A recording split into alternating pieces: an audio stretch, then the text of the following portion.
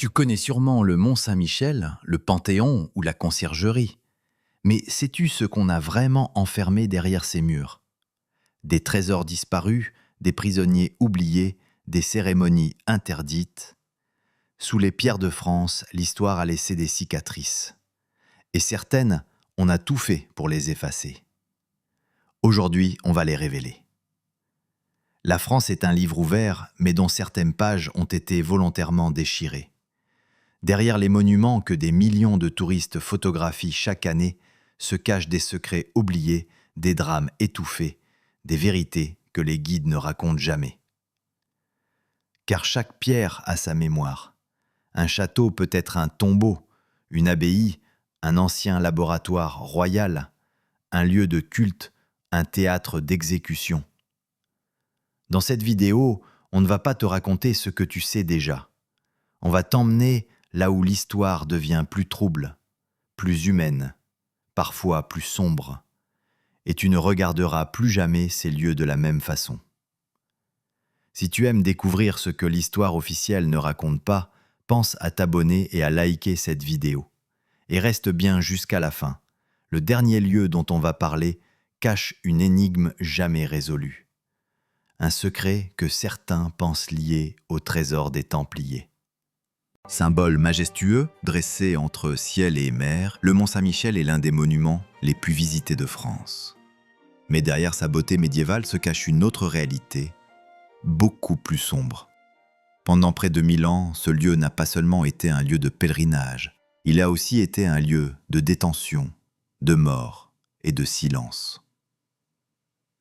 Tout commence au Xe siècle, lorsque le rocher devient une abbaye bénédictine puissante, protégée par des fortifications imposantes. Mais ce qui devait être un refuge spirituel va peu à peu se transformer en forteresse militaire, notamment pendant la guerre de 100 ans. Jamais les Anglais ne parviendront à la prendre, malgré de multiples tentatives. Ce succès militaire va forger sa réputation et justifier son usage ultérieur comme prison d'État. Dès le XVIIIe siècle, sous Louis XV, l'abbaye devient officiellement une prison pour les opposants politiques, les religieux réfractaires, mais aussi des prisonniers de droit commun. On surnomme alors le mont la Bastille des mers. Les cellules sont humides, insalubres et parfois creusées à même la roche. À l'intérieur, des chaînes, des anneaux de fer, des grilles massives. Rien n'était prévu pour la rédemption. Sous la Révolution, le lieu atteint son paroxysme d'horreur. Près de 14 000 prisonniers passeront par ces murs entre 1793 et 1863. Certains y mourront de froid, de faim ou de folie. On y enferme aussi des imprimeurs clandestins, des prêtres fidèles à Rome ou des hommes politiques discrets devenus gênants. Mais ce n'est pas tout. Le Mont Saint-Michel, c'est aussi un piège naturel redoutable. À marée haute, il redevient une île.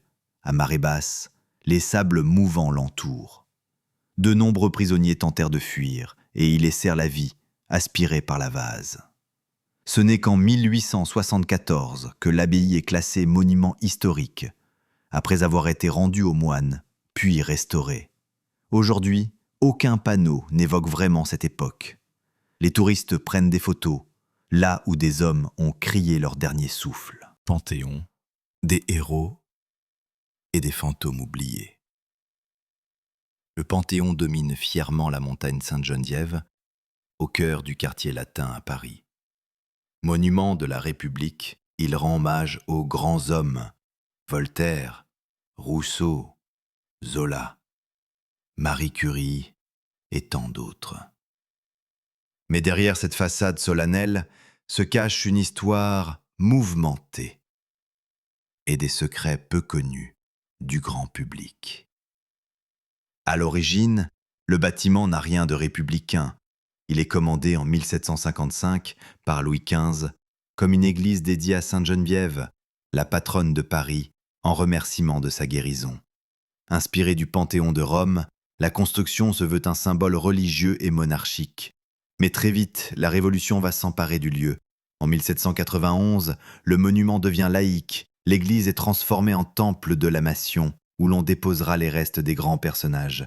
C'est ici qu'on transfère les cendres de Voltaire avec un cortège immense pour en faire un acte politique contre l'Église. Mais le Panthéon va changer de fonction 4 fois en 80 ans.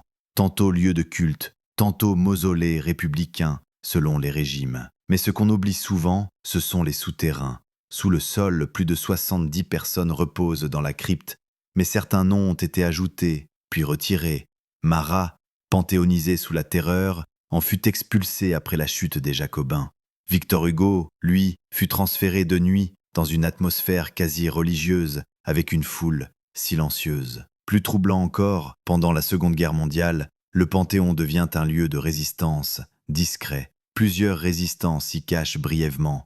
Et surtout, Jean Moulin, héros de la Résistance, y est transféré solennellement en 1964. Ce jour-là, le discours d'André Malraux restera dans les mémoires. Mais ce qu'on dit rarement, c'est que la crypte abrite aussi des cercueils vides, symboliques, comme celui de Sophie Berthelot, placée uniquement aux côtés de son mari, chimiste, par respect conjugal. Le Panthéon est donc bien plus qu'un lieu de mémoire. C'est un champ de bataille idéologique, un symbole mouvant selon les régimes et un monument dont la signification a été sans cesse réécrite. En le visitant, on marche au-dessus des tombes, mais aussi au-dessus des effacés de l'histoire. Perché à 1200 mètres d'altitude, le château de Montségur domine fièrement les montagnes de l'Ariège. À première vue, c'est une simple ruine médiévale, accrochée au sommet d'un piton rocheux. Mais ce lieu a été le théâtre d'un siège sanglant, d'une tragédie religieuse, et peut-être d'un des plus grands mystères de l'histoire de France. Au XIIIe siècle, le Languedoc est en proie à une guerre brutale, la croisade contre les Albigeois, lancée par l'Église catholique pour éradiquer le catharisme, un mouvement religieux jugé hérétique. Les cathares prônent une foi austère, anticléricale, refusant les richesses et les dogmes de Rome. Ils sont nombreux en Occitanie et leur influence inquiète profondément le pouvoir papal. Montségur devient, dès 1230, leur refuge ultime. Là-haut, une communauté entière vit coupée du monde, seigneurs protecteurs, parfaits, les prêtres cathares, familles fidèles. Mais en 1243, l'armée du roi de France assiège le château, avec plus de 10 000 hommes. Face à eux, environ 200 défenseurs tiennent bon pendant plus de 10 mois. Ce siège est l'un des plus éprouvants du Moyen-Âge français. À la fin, affamés et épuisés, les cathares négocient leur reddition. Mais une condition leur est imposée, abjurer leur foi ou mourir. Le 16 mars 1244, plus de 220 hommes et femmes refusent de renier leurs croyances. Ils sont brûlés vifs dans une immense fosse au pied du château. Ce massacre de masse marque la fin symbolique du catharisme organisé. Mais ce n'est pas tout. Une rumeur naît rapidement. Certains cathares seraient parvenus à s'échapper, emportant avec eux un mystérieux trésor. Était-ce de l'or, des reliques, des manuscrits secrets? Des hypothèses modernes parlent même du Saint Graal, que certains ésotéristes associent à la spiritualité cathare. Rien n'a jamais été retrouvé. Le trésor de Montségur reste une énigme. Aujourd'hui, le château attire autant les passionnés d'histoire que les chercheurs de mystère. Mais peu savent que les pierres qu'il foule ont vu brûler une religion entière. Montségur, c'est le symbole d'une mémoire effacée, mais jamais tout à fait éteinte. Située sur l'île de la Cité, au cœur de Paris, la Conciergerie est aujourd'hui un monument qu'on visite à la hâte, souvent en pensant qu'il ne s'agit que d'un vieux bâtiment royal. Mais pendant des siècles, ce lieu a été le dernier couloir, avant la mort. C'est ici que la terreur a pris corps. C'est ici que la Révolution a révélé son visage le plus sombre. Au départ, la Conciergerie fait partie du palais royal des Capétiens, résidence principale des rois de France jusqu'au XIVe siècle. Mais dès que les souverains quittent les lieux pour s'installer au Louvre, le palais est en partie transformé en prison d'État. Le nom conciergerie vient du concierge, le haut fonctionnaire chargé de surveiller les détenus. Mais tout change radicalement à partir de 1793.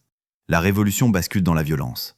Le tribunal révolutionnaire, créé par Robespierre, s'installe dans le bâtiment. Son objectif ? Juger rapidement les ennemis du peuple. L'accusé est souvent condamné d'avance. La conciergerie devient alors le vestiaire de la guillotine. Pendant la Terreur, plus de 2700 personnes y sont enfermées dans des conditions inhumaines. Cellules surpeuplées, nourriture infecte, froid glacial, promiscuité insupportable. Parmi elles, des nobles, des prêtres, des simples dénoncés, mais aussi Marie-Antoinette.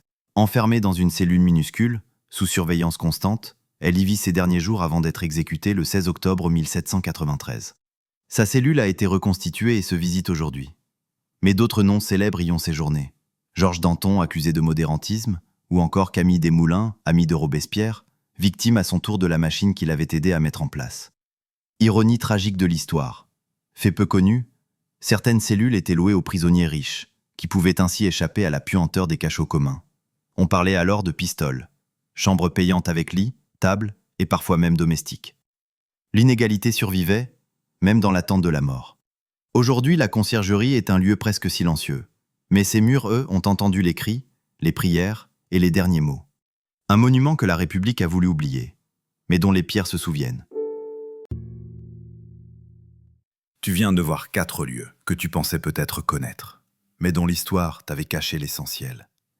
Derrière les façades, les statues, les visites guidées polies, il y a des prisons oubliées, des bûchers silencieux, des résistances effacées, des pages qu'on n'enseigne pas, parce qu'elles dérangent, parce qu'elles font peur, ou simplement parce qu'elles brisent l'image qu'on veut préserver. Mais l'histoire n'est pas là pour rassurer, elle est là pour éclairer, et parfois ce qu'elle éclaire fait froid dans le dos. Alors, la prochaine fois que tu passeras devant un monument historique, demande-toi, qu'est-ce qu'on ne me dit pas ? Appel à l'action. Si cette vidéo t'a appris quelque chose, pense à mettre un pouce bleu, c'est ce qui aide le plus la chaîne à continuer.